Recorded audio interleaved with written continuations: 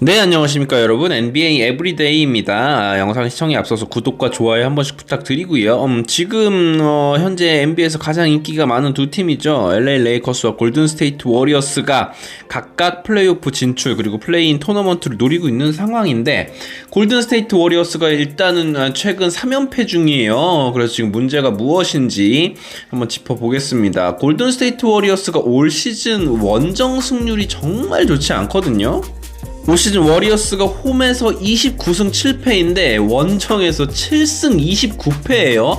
정확히 원정과 홈 승률이 딱 바뀌었는데 이렇게까지 차이가 난다는 게 너무 신기합니다. 지금 서부 1위인 덴버 너게츠가 홈에서 30승 6패니까 워리어스랑 비교해봤을 때 1승 많은 거예요. 근데 원정 승률 차이가 어마어마하게 나기 때문에 양 팀의 승차가 11게임 반차까지 벌어져 있는 상황인 거죠.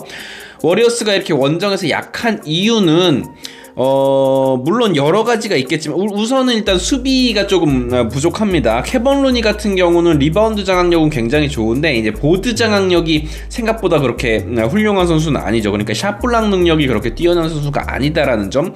그리고 윙 디펜더가 너무 없습니다. 지금 앤드류 위긴스 이야기를 해야 되는데, 그리고 이제 나이가 들어버린 이거달라 이야기도 해야겠죠. 안드레 이거달라가 이제는 그 역할을 해줄 수가 없는 상황이고, 앤드류 위긴스가 지난 시즌에 윙 디펜더로서 굉장히 큰 역할들을 해줬어요. 상대 에이스들을 이제 묶어주는 역할도 하고, 이제 3점 라인 밖에서 또 혹은 안에서 여러 가지 수비에서의 역할을 해줬고, 또 그 포지션에서 아주 훌륭한 플레이를 해줬던 선수가 게리 페이튼 주니어였잖아요. 이제 그 선수도 지금 포틀랜드에서 데려왔는데 여러 가지 이슈, 부상 이슈 때문에 지금 경기에 뛰지 못하고 있는 상황이고, 이 두 선수의 공백이 생각보다 굉장히 큽니다. 그래서 수비적인 부분에서 워리어스가 굉장히 힘든 상황을 보내고 있어요. 드레이먼드 그린 이제 나이가 많이 먹었기 때문에 지금 예전 같은 오래 수비수 봤던 시절의 포스는 또 아니란 말이죠. 그렇기 때문에 상대 에이스들을 효과적으로 막아줄 수 있는 선수가 지금 없어요. 클레이 탐슨도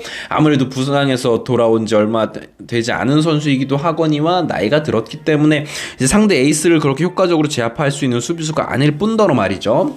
그런데 이제 앤드류 위긴스의 공백이 수비에서만 드러났냐? 그렇지가 않습니다. 앤드류 위긴스의 공백은 공격에서도 드러나요. 공격에서 이제 아까 홈 원정 승률 차이를 말씀을 드렸는데, 원정에서는 아무래도 선수들의 슛감이 조금 떨어지는 부분도 있고 슛 성공률이 실제로 유의미하게 좀 차이가 있죠. 그러다 보면 조금 죽은 볼을 처리해 줄 수 있는, 우리가 생각하기로는 뭐 케빈 듀란트나 데빈 부커 같이 미드레인지에서 점퍼로 수비수를 달고 공격을 풀어줄 수 있는 선수가 필요한데, 스테픈 커리나 클레이 탐슨이나 뭐 조던 풀 같은 선수들은 사이즈적인 한계 때문에 이제 그럴 수가 없고, 클레이 탐슨은 뭐 드리블 능력이 조금 부족하기 때문에 그런 부분을 보여줄 수가 없단 말이죠.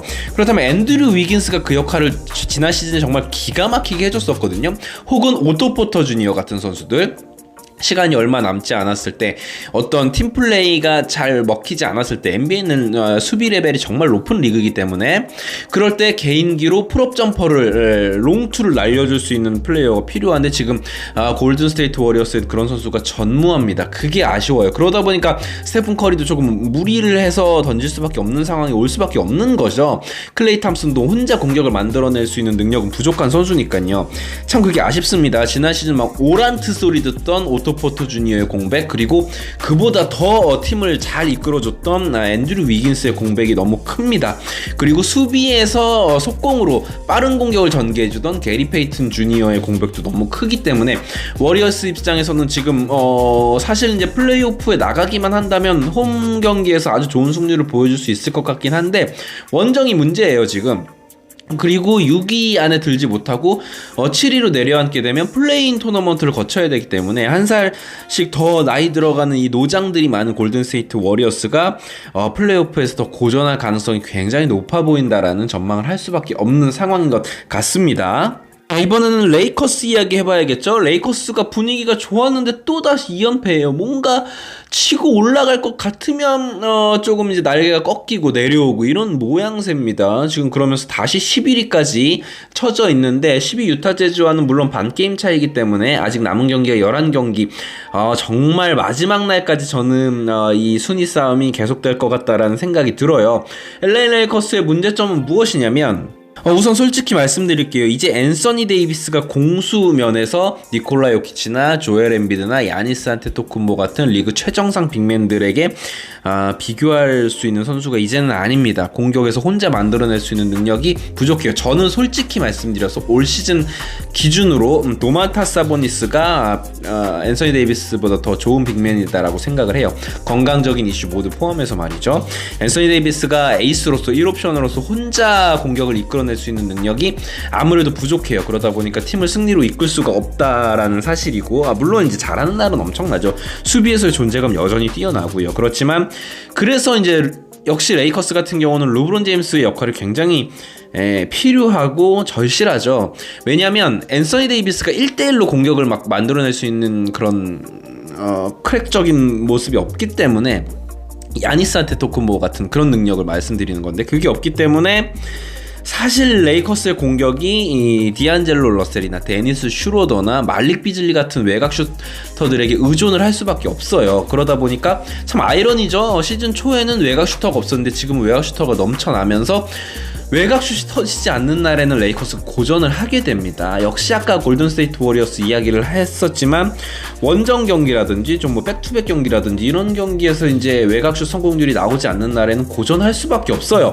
왜냐면 제임스 하든이나 뭐 조엘 엠비드 같이 어떤 경기에서든지 자유투를 얻어내고 골밑을 돌파하고 진짜 이렇게 만들어낼 수 있는 능력이 있는 선수가 레이커스엔 지금 없습니다. 그나마 그걸 해줄 수 있는 선수가 르브론 제임스일 텐데, 물론 전성기보다 못하지만 지금 르브론 제임스가 없는 공백이 너무 지금 갈수록 커집니다.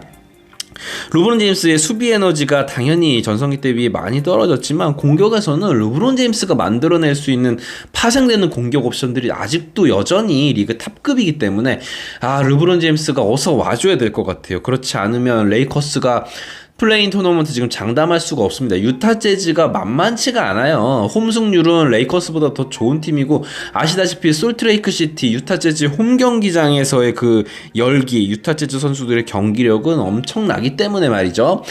레이커스의 향후 일정도 만만치 않고 지켜봐야 될 것 같습니다. 보는 입장에서는 굉장히 재밌죠. 레이커스가 과연 플레인 토너먼트를 진출할 수 있는지 여부를 지켜보는 것이 굉장히 재밌을 것 같습니다. 자, 그리고 MVP 이야기를 해야 될 것 같습니다. 저는 솔직히 지난주까지만 해도 니콜라 요키치가 무조건 MVP다라고 생각을 했고 그렇게 방송을 했었는데, 지금 또 생각이 바뀌었어요.